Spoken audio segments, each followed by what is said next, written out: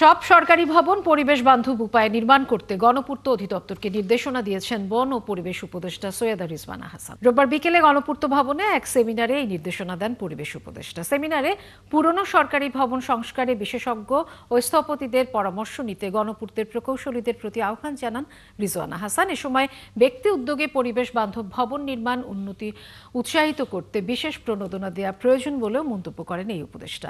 এজন্য রাজধানী উন্নয়ন কর্তৃপক্ষ রাজুকে ব্যবস্থা নেয়ার পরামর্শ দেন তিনি। একদিকে আইন করে ইটভাটা এরকম হলে ভেঙে দেবে, আবার সরকার আরেকদিকে ব্লক বা বিকল্পটাকে আমরা তো প্রমোট করছি না। পিডব্লিউডিবি হয়তো করেছে, কিন্তু রাজুক তো পুরোপুরি করছে না।